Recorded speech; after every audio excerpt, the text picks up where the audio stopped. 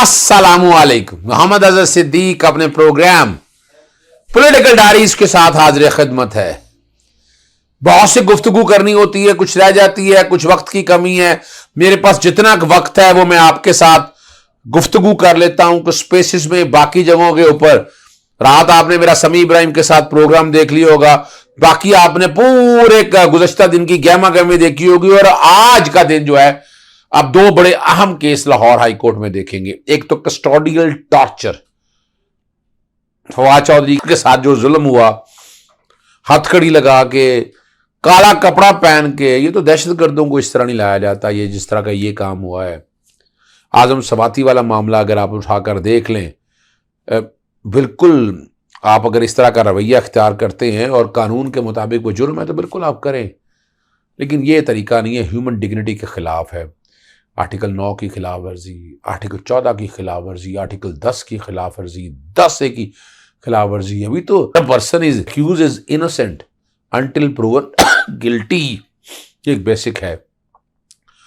इसकी समाअत होनी है लाहौर हाई कोर्ट में और बड़ी डिटेल में इंशाल्लाह। जस्टिस जवाद के पास लगा, जवाद हसन के पास लगा हुआ मैटर ये, और कोशिश करेंगे मैं कि अदालत की मुआवनत करेंगे इस हवाले से। कस्टोडियल टॉर्चर के हवाले से एक कानून भी बना है, लेकिन हम उस पर अमल दरामद नहीं करवा सके। किसी ने कुछ नहीं किया, कोई कार्रवाई नहीं अभी तक हुई है। कुछ ऐसा सिस्टम ही होना चाहिए। ह्यूमन राइट हमारे यहाँ इदारे हैं, हमारे यहाँ वजारत कानून है, वजारत दाखिला, इनको अपने तय कानून को हरकत में लाना चाहिए। वो नहीं किया जा रहा है। और तौहीन अदालत की दरख्वास्त इलेक्शन कमीशन के खिलाफ वो आज मुकर्रर हो गई और इलेक्शन कमीशन की प्रेस रिलीज आ गई है। वो आपके सामने पढ़ दे तो आपको अंदाज़ा हो जाएगा, बैकग्राउंड पे भी वो चल रही है, वहाँ से अंदाज़ा हो। पहले मैं आपको बताता चलूँ कि इलेक्शन कमीशन ऑफ पाक 14 फरवरी तो कल जो प्रेस रिलीज दी है, सिकंदर सुल्तान राजा ने जनरल इलेक्शन सूबाई असम्बली पंजाब और खैबर पख्तूनख्वा के हवाले से इलेक्शन कमीशन का मुशावरती इजलास कल मौरखा 15 फरवरी दोपहर 12 बजे election commission of Pakistan secretariat Islamabad में तलब कर। अब ये दोनों इलेक्शंस की बात हो रही है, दोनों के हवाले से। लेकिन जो प्रेस रिलीज जारी की है इस्लामाबाद से, वो बड़ी देखने वाली है। अदालती आलिया के हुक्म मौरखा 13 फरवरी, अब 13 फरवरी का तो हुक्म था नहीं, तो 10 फरवरी का हुक्म है। सेक्रेटरी, अब जो बैकग्राउंड में मैं चला रहा हूँ, पहले वाले भी मैं चला रहा हूँ प्रेस रिलीज, और जो इन्होंने इजलास बुलाया था आज के लिए, 14 के लिए नहीं कल के लिए, सॉरी 14 फरवरी के लिए, जो 13 फरवरी को दिया था।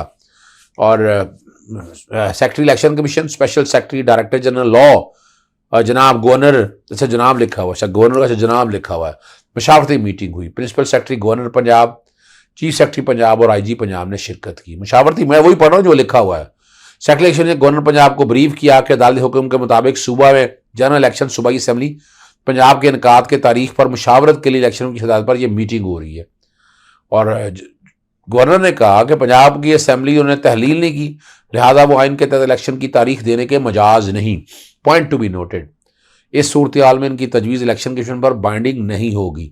उन्होंने मजीद कहा कि वो कोई मावराए आइन और कानून इकदाम उठाना नहीं चाहते। इसके अलावा उन्होंने कहा कि अदालती आलिया का फैसला तशरीह तलब है, जिसके लिए हम कानूनी रास्ता इख्तियार कर रहे हैं ताकि आइन और कानून की तशरीह की जाए। लिहाजा उन्होंने 10:30 सूबाई असम्बली पंजाब के इंतखाब की तारीख नहीं दी, इनकार कर दिया। अब क्या रह गया? इसके अलावा गवर्नर पंजाब का कहना था कि चीफ सेक्रेटरी और IG पंजाब 8 फरवरी 2023 को election commission secretariat Islamabad Punjab के फाइनेंशियल और सिक्योरिटी मसाइल के हवाले से इलेक्शन कमीशन को तफसीली ब्रीफिंग दे चुके हैं। लिहाजा आज के मुशावरती इजलास में दोबारा ब्रीफिंग की जरूरत नहीं। चिट्टा ना, साफ इनकार कर दिया उन्होंने। अब ये क्यों नहीं आप समझते हैं, साफ इनकार कर दिया। रुकने असेंबली, जो कौमी असेंबली है, अली वजीर को सेंट्रल जेल कराची से रहा कर दिया गया। 31 दिसंबर 2022 को सेंट्रल जेल मुंतकिल किया गया था। बगावत और इश्तिहाल अंगेजी तकरीरें ऐसी वो करते रहे हैं, ये मैं बता दूंगा आपको। सुबह खैबर का मुकदमा दर्ज है और पश्तून तहफ़्फ़ुज़ मूवमेंट के अरकान और जो बातें की हैं, जिस तरह पैसा आ रहा है, जो सारी बातें जनरल आसिफ गफूर साहब ने ये सारी बातें आपके सामने रख दी हैं।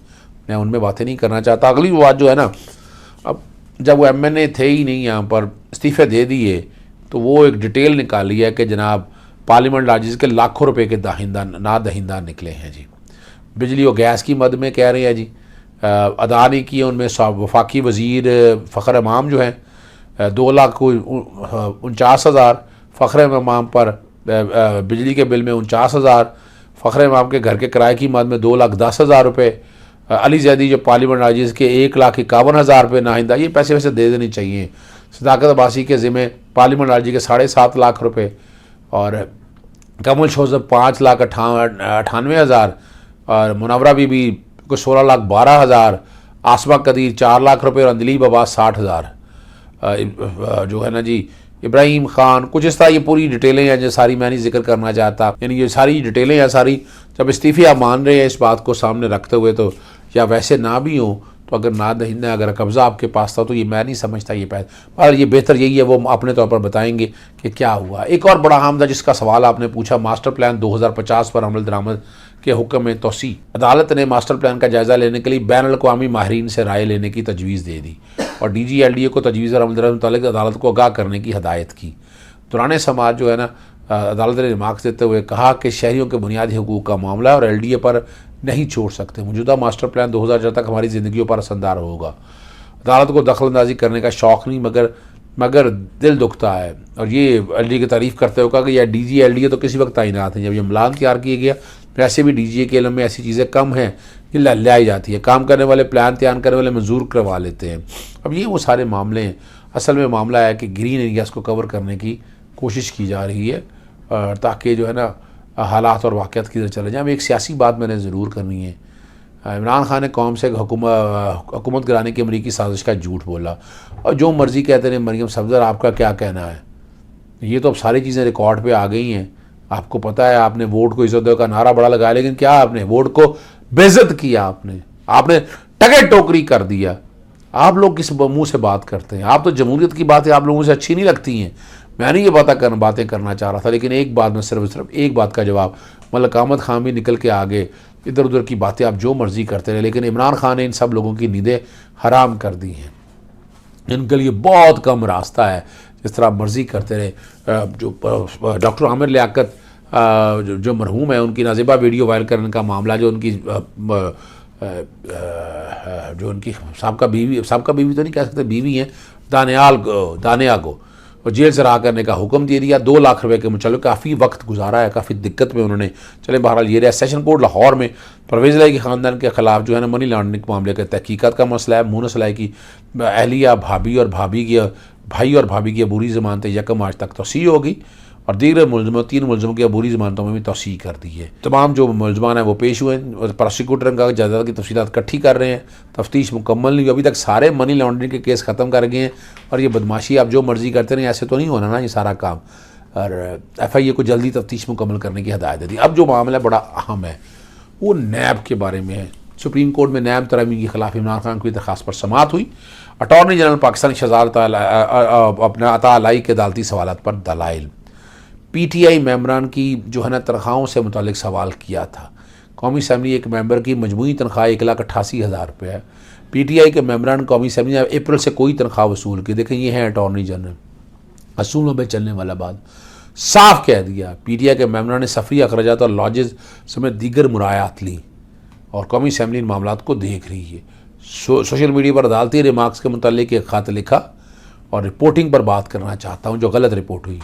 हमने आपका ख़त पढ़ा और आपकी काविश को सराहते हैं। ये मेरा काम नहीं, लेकिन जानते हैं कि तनकीद का अगला हदफ बन सकता हूँ। जो मुझे मुनासिब लगा मैंने किया। सुप्रीम कोर्ट मीडिया रिपोर्टिंग से मुतालिक गाइडलाइंस 2 फैसलों में जारी कर चुकी है। मसला इलेक्ट्रॉनिक या प्रिंट मीडिया का नहीं, सोशल मीडिया पर कोई कानून लागू नहीं होते। इसमें एक फ़ेक न्यूज़ नहीं कहूँगा, एक एजेंडे के तहत सोशल मीडिया पर इदारों को के ख़िलाफ़ लड़ने की कोशिश की जाती है। अदालत इस मामले को देख सकती है। अब यहाँ जो बात अगली जो ज़बरदस्त है वो मामला है सुप्रीम कोर्ट में जो हेयरिंग नैब के हवाले से जो चल रही है। अगर 51% वोट लोग वोट ही ना डालें तो भी अब तो भी असम्बली में अवामी नुमाइंदगी होगी। जमहूरियत ही में नंबर गेम है, ठीक है ना जी। ये जो मखदूम अली खान कहते हैं PTI ने कौमी असम्बली इस्तीफ़े कब दिए थे? तहरीके इंसाफ के MNAs ने 11 अप्रैल को इस्तीफ़े दे दिए थे और किस्तों में मंजूर किए गए। चीज़ साहब ने मांग थी। इस्तीफ़ों की तस्दीक के बाद से दाती फैसले मौजूद हैं। इस्तीफ़े मंजूर हो चुके थे तो मंजूरी के खिलाफ PTI से अदालत। ये तो बात की बातें, अब अच्छा नहीं लगता आप ये बात करें मखदूम अली खान साहब। 44 इस्तीफ़ों की मंजूरी का हुक्म इब्तदाई दिया। ये तो अभी की बात है। स्पीकर का हुक्म मुअत्तल नहीं किया। अटॉर्नी जनरल ने फिर अदालत को ये बताया और हाई कोर्ट के मुताबिक स्पीकर का फैसला दरख्वास्त के साथ लगाया ही नहीं गया था। अटॉर्नी जनरल ने देखे बड़ी ज़बरदस्त तरीके इंसाफ के 20 सरकार ने इस्तीफे नहीं दिए थे, वो असेंबली का हिस्सा। ये वो है जो भगोड़े हैं, यानी इसमें राजा परवेज अशरफ वगैरह सारा शामिल है। और मैं कल की प्रोसीडिंग में आपको बता चुका हूँ, अमरीकी तारीखदार ने कहा था कि सियासी सवालात कभी कानूनी सवाल नहीं बन सकता। ये मखदूम अली खान बताया। अमरीकी तारीखदार की बात पाकिस्तान के हवाले से दुरुस्त नहीं लगती। अमरीकी सुप्रीम कोर्ट भी कह चुकी है कि अदालत सियासी सवालात में नहीं पड़ेगी। पाकिस्तान में बुनियादी हकूक़ और आईनी सवालात पर फैसले होते हैं। सियासी सवालात कानूनी तब बनता है जब सियासी इदारे कमज़ोर हो जाए। पीटीआई ने खुद ही आर्डिनेंस लाकर नायब में तरामीम डिज़ाइन की थी। ये मखदूम अली खान कहना चाहते हैं अपनी डिज़ाइन करदा तरामीम चैलेंज करना बदनीति है। सुप्रीम कोर्ट वतन पार्टी और तारुल क़यादत में नीयत अच्छी ना होने पर खारिज कर चुकी है। और ये हर कानून अवामी अहमियत का हामिल नहीं होता। ये जस्टिस सईद मंसूर अली शाह कहते हैं अदालत कैसे तयन करे कि कौन सा कानून ज़्यादा अहमियत का हासिल है। अवामी अहमियत किसी कानून में कानून को चैलेंज करने की बुनियाद नहीं है। अवामी अहमियत की बुनियाद पर कानून का जायज़ा लिया तो दरखास्तों का सैलाब आ जाएगा। अब मखदूम अली खान ये सारी बातें करते हैं, मैं उनमें से किसी बात से इतफाक़ नहीं कर सकता। बराह रास्त सुप्रीम कोर्ट आने से एक फ्री का अपील का हक ख़त्म हो जाता है। ये चीज़ सब कहते हैं। इसमें अपील का तो मसला नहीं है जनाब। एक सूबा किसी कानून को अच्छा और दूसरा बुरा कहता है, ऐसी सूरत हाल में कोई भी अदालत से रुजू कर सकता है। सुप्रीम कोर्ट खुद तयन करती है कि उसने दायरा इख्तियार इस्तेमाल करना है या नहीं। जस्टिस जाजुल हसन साहब के रिमार्क्स है। माजी में सुप्रीम कोर्ट हाई कोर्ट में ज़ेर मुकदमे भी मंगवा चुकी है। चीफ साहब ने कहा 4 रुकनी बेंच कह चुका है कि मुकदमा मंगवाने का इख्तियार नहीं है। ये मखदूम अली खान कहते हैं सुप्रीम कोर्ट सिर्फ एक से दूसरी अदालत को केस मुंतकिल कर सकती है। सवाल ये नहीं है कि आइन किसी मेंबर को मुंतखब होने के बाद असेंबली मुद्दत मुकम्मल करने का पाबंद करता है। जस्टिस सईद मंसूर आइन के तहत अगर असेंबली 40 दिन का बगैर ताकली हाजिर है तो डीसीट हो सकता है कि पार्लियामेंट की स्वाबदीदा के मेंबर को डीसीट करे या ना करे। तफसील दे आइनी खिलाफ वर्जियों पर नैब कानून की शिक्कों को सुप्रीम कोर्ट ने कब कब कलअदम करार दिया। ये बड़ी मामलात हैं। केस की समाअत 15 फरवरी तक मुलतवी। चीफ जस्टिस की सरबराही में 3 रुकनी खसूसी बेंच ने केस की समाअत की। इजाज़त चाहता हूँ। अस्सलाम वालेकुम, अल्लाह हाफ़िज़। पाकिस्तान जिंदाबाद।